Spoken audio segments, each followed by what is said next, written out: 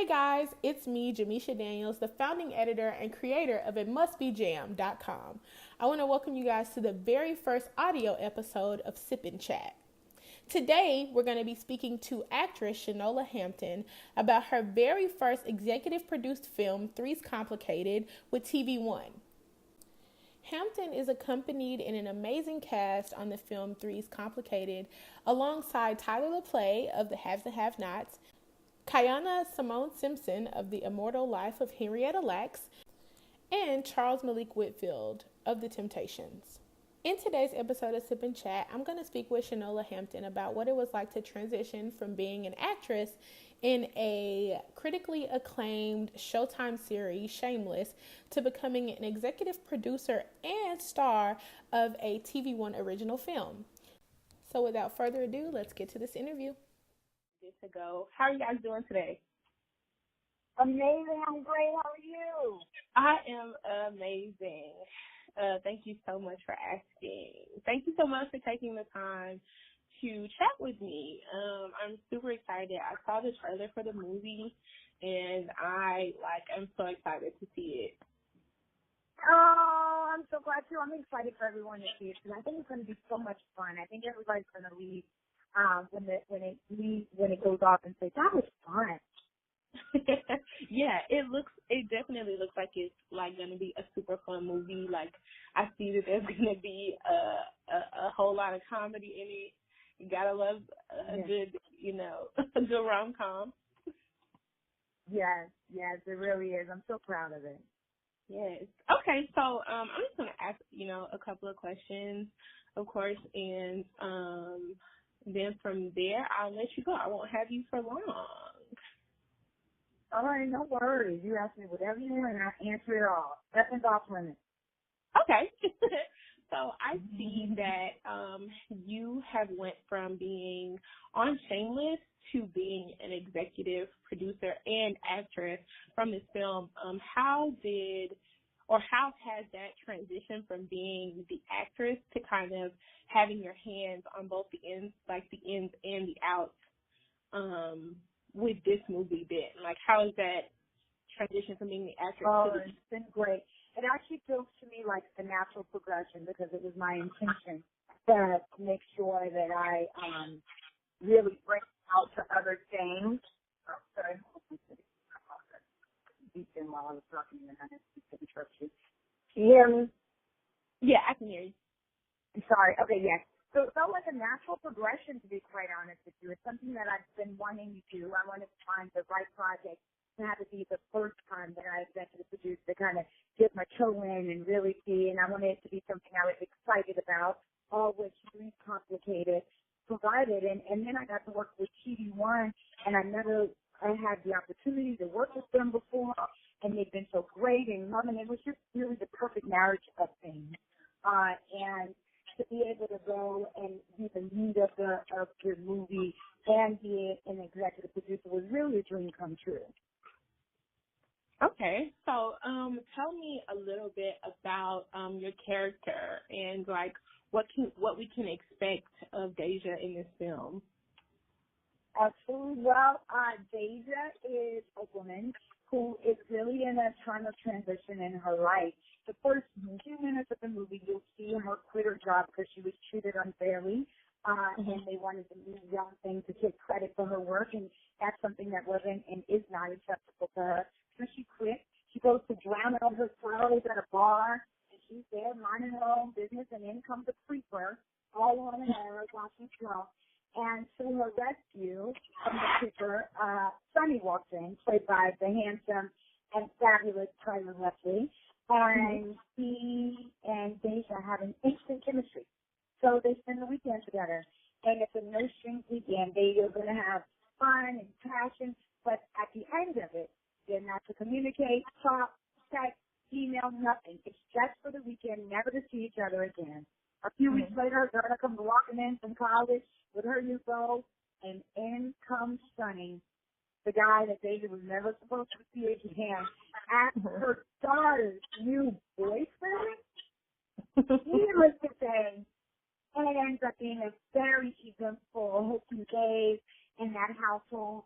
Also, Deja has an ex-husband played by Malik Whitfield. He comes into the picture, adds some more foolery, and it just goes and goes and goes from there.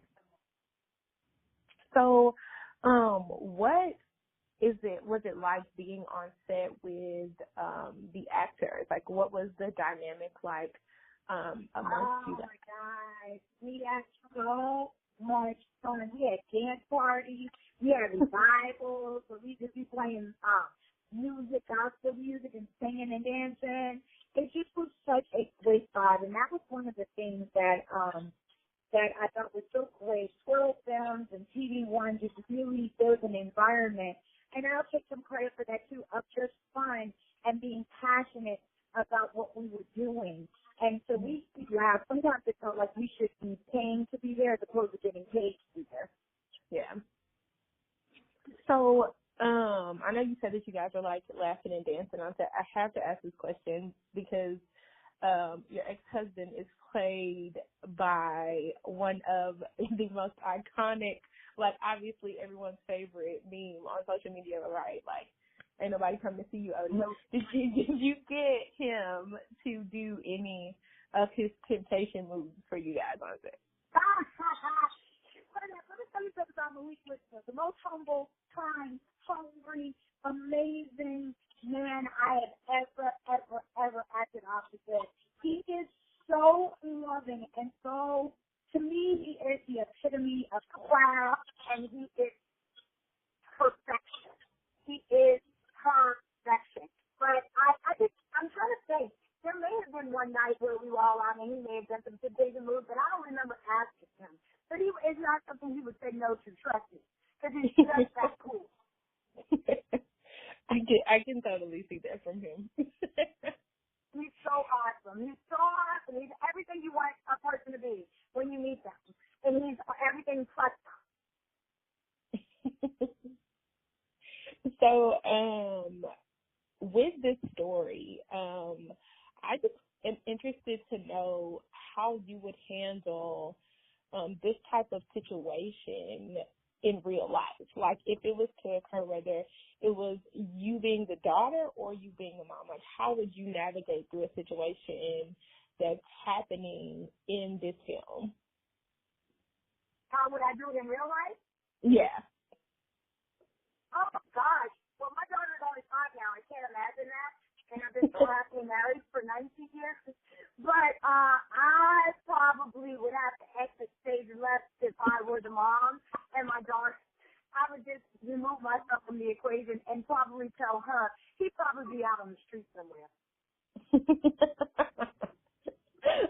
Okay. But I can't imagine that happening. Let me tell you something. If I'm out there having a fling, like, oh, gosh, and my daughter brings home the same guy, I'll probably be sick for a few days.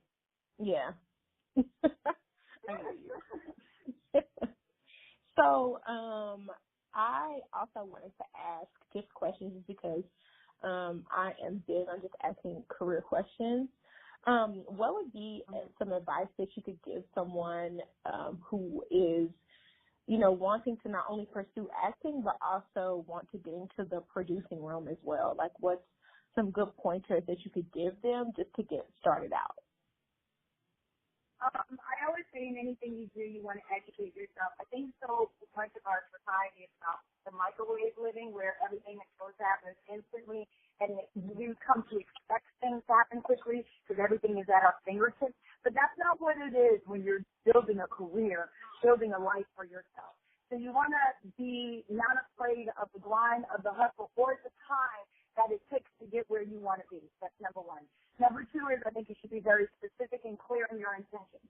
The more clear you can be in setting up exactly what you want, the visualization of that, smelling the air, seeing the building, all of those things, the more vivid you can make it for you, the easier it is for it to manifest itself, the easier it is for the universe, God, whatever you believe in, to come through in the way that you exactly visualize it. Be specific in your intentions. Those are advice I give.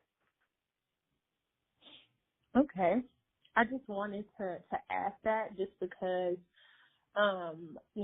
with you executive producing and acting in this, and also, of course, with the timely news of Marsai Martin becoming the youngest, like, executive producer in the world and still acting and, like, maintaining their vows at such a young age. I feel like it's very important to, you know, ask that question, not just to you, but it's just a good question to ask for representation right now and just for Black women, like, taking on in all aspects, like, being, like, just women. And Marseille is such a beautiful young woman. I've had the pleasure of meeting her many. She's such a great girl. What you can learn just from that young girl is fear should never be an option. Step out and do it. It doesn't matter what age you are, young or old. Your time has not expired, and it's also not too early. Yes. So I wanted to ask what we can look forward to seeing you in next. Like, what would be the next things that we could see coming down the pipeline for you? Well, I'll be back on Shameless January 20th on Showtime. And then I have a movie that should be out later this year called Through the Glass Darkly with Robin Lively that everyone should hopefully be seeing by mid-year. So I'm very excited about everything to come. Okay. Give us a little, I guess what you can, a little tea about what we can look forward to on the next season of Shameless. Well, I'll tell you this. Emmy Rossum is leaving the show, so you get to start watching that downward spiral and how she will depart. It's going to be good. Okay, I'll take that. Well, I think that is pretty much it. Thank you so much for taking the time to speak with me today. Like, you have no idea how much it means. Yeah, well, it is my pleasure, and thank you for even wanting to have the conversation. So thank you so much. I'm so grateful. Thank you guys so much for listening to the very first audio episode of Sip and Chat. Make sure you guys are visiting itmustbejam.com for more updates and episodes where you can hear me speaking with your favorite entrepreneurs, entertainers, and all types of other dope people doing dope shit in dope spaces. Keep your head up, that's right.